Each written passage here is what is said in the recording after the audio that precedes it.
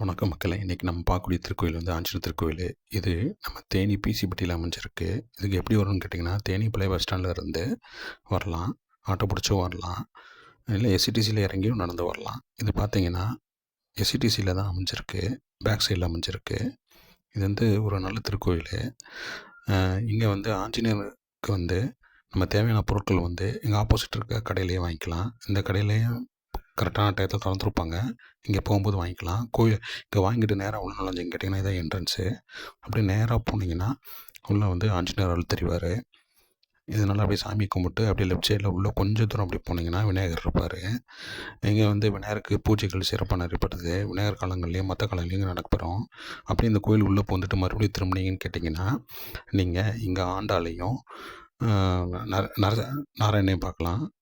அப்படியே கொஞ்சம் இப்படி திரும்பி வந்தீங்கன்னு கேட்டிங்கன்னா, இங்கே வந்து நவகிரகங்களையும் பார்க்கலாம்.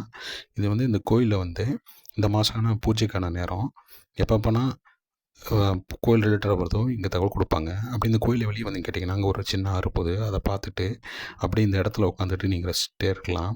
ஃபேமிலியோடு வந்து இங்கே நல்லா டைம் ஸ்பெண்ட் பண்ணுறதுக்கு ஒரு நல்ல இடம். இங்கே நல்லா சீட்டு போட்டிருப்பாங்க. மக்கள் வந்து உட்காந்து இளைப்பாறுறதுக்கு. இது ஒரு நல்ல ஒரு ஆன்மீகத்தனமான கோயில். முக்கியமான ஆஞ்சநேயர் ஜெயந்தி மற்ற முக்கியமான நாட்கள்லேயும் இங்கே அன்னதானம் அதெல்லாம் கொடுப்பாங்க.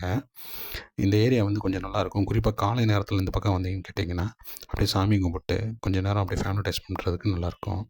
வீடியோ பிடிச்சிருந்தா லைக் பண்ணுங்கள், சப்ஸ்கிரைப் பண்ணுங்கள். நெக்ஸ்ட் வீடியோவில் பார்ப்போம். பாய் மக்களே!